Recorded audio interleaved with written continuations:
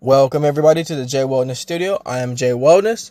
I'm going to be giving you a full summary, and I figure I do it in a video form. This was a request from one of the clients that I'm helping with this condition with the ears. A lot of you who are on my channel know that I used to have Eustachian Tube Dysfunction myself. I have since recovered. I am 100%. I hope to help others as well. That's my mission. And so, yeah, if you're new to the channel, stick around because I'm going to be giving you a lot of tips, not just for this condition, but many different conditions related to the ear that I have done.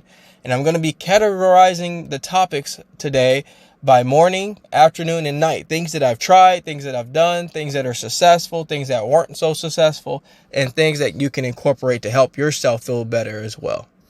So let's start with the obvious, morning. So in the morning, you want to make sure that when you first wake up, you want to start immediately hydrating. Hydration is what's going to help you cure this thing, believe it or not. And some might chuckle and say, how's water going to cure my issues with my ears, my clogged ears, the woozy sensations? I got some comments that a lot of you are dealing with the woozy sensations, kind of like you don't feel dizzy, but you feel just a little off balance and things like that. So I wanted to start covering a lot of those topics for you and let you know that you want to start hydrating. Now, water is going to be the quickest and easiest way to hydrate. It's not the only way, but it's going to be the way that you need to do first thing in the morning. You want to do it on an empty stomach. You want to go at least drink 16 ounces of water. And I know that sounds like a lot, but you want to go straight to the water. No coffee, no food if you can help it. Go straight to the water. I know many of you are really trying to get going in the morning, and I know it's tough to drink a bunch of water and not that coffee, but it's really going to help you in the long run. So what basically happens is that when we first wake up, we're extremely dehydrated. A lot of the times we are. And what we typically do is we're also hungry as well. We go straight for the food. Now, in the morning, I want to tell you all that our cortisol levels, which is a chemical that we contain in our body that kind of elevates us, controls a lot of our emotions. We tend to be at our highest in the morning. And so what we need to do is that when we drink the water, it starts to slow down the body, starts slowing us down, starts hydrating all our organs, keeping our body flushed out. And that includes our ears. Our ears, an exterior part of our body, but it's going to need to have a lot to do with the circulation. The blood circulation is going to be derived by how hydrated we actually are. And so if we wake up, we start eating lots of food, getting that sodium in. Some of us eat some sugary foods. It's going to put us in a really not so good perspective to start our day. So that's my take. I know I spent a lot of time just talking about simply drinking water, but that's usually where the mistake first happens, is in first thing in the morning, you start setting yourself up for a not so good day. So that's why I have to spend a little bit of time there. You can also add lemon into the water. That's going to help as well with hydration. It's going to keep your body, the acids. It's going to neutralize acids. It's going to help with pH levels. This is going to help you as well. A lot of time our pH levels off, circulation is off, our anxiety starts to increase. Like I said, our cortisol levels are high in the morning. When you're running around, caffeinating yourself, you're just putting your ears as well as your body into a position to not succeed. So that's why I really want to tell you that means a lot. Everything you do in the morning is going to set you up either for failure or success. So that's why I have to spend a lot of time in that area. Now, as far as food, what I did is I would make myself an omelet. I would make an omelet and I would add spinach and white chicken. And what that would do is not only it would give me my protein, it'd give me my vitamins from the spinach, as well as the omega-3s from the eggs. Now, this is a powerful combination. If you look it up as well, if you add eggs and spinach together, it's a mega superfood. And then the chicken is going to give you something called tryptophan, which is going to help calm your body down in the morning in a good way. Now, some of you might say, well, in the morning, I need to not be calm. I need to be ready to go. I got, kids to take places and jobs to do. But if you're trying to heal from Eustachian Tube Dysfunction, you do not want to caffeinate yourself. You don't want, your body's already has cortisol levels that are extremely high. You want to balance the body out. Your body's already high. Think about it. Your body is high. You want to balance it down.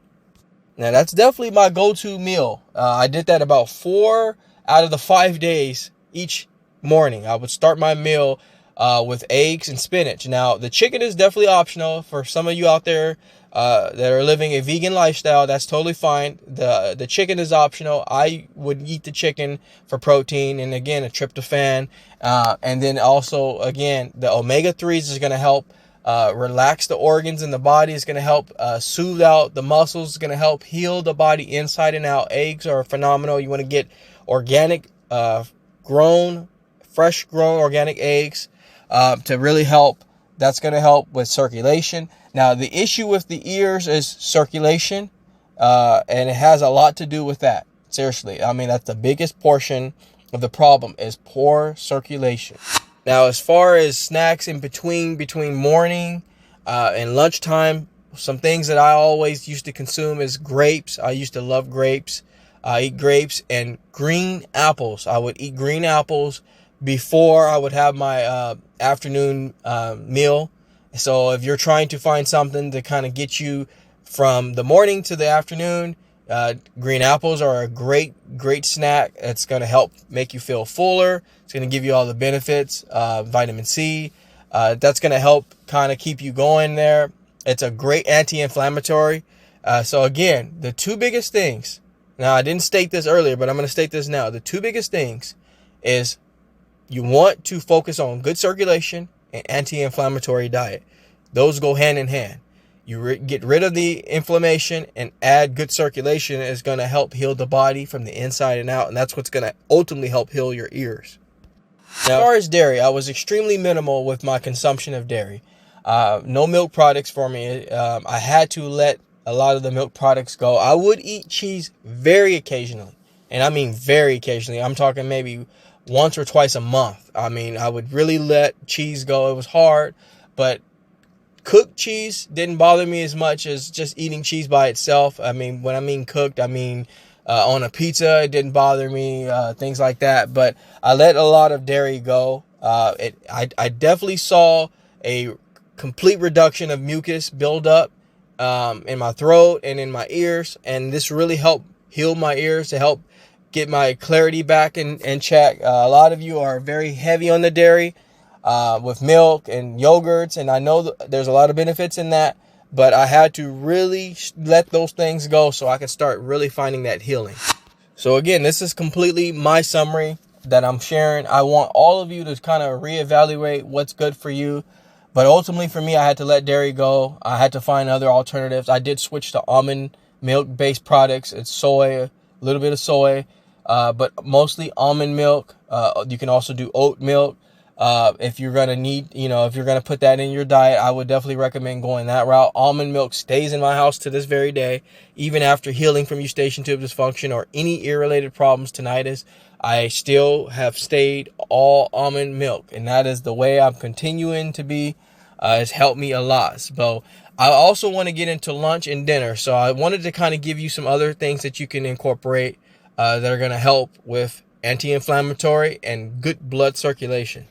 So as far as lunch, what I did is I ate wheat and avocado toast. So I use pure 100% grain, whole grain wheat with avocado, and I would eat avocado. And then what you can also do is you can add little pieces of salmon, and I would add salmon to the top. They just kind of layer it on the top there, and sprinkle a little pepper, and that is a great lunch to get into. It's going to help you, again, omega-3s. The avocado is going to help with good healthy fat. It's going to help with healing the body. It's going to help with anti-inflammatory.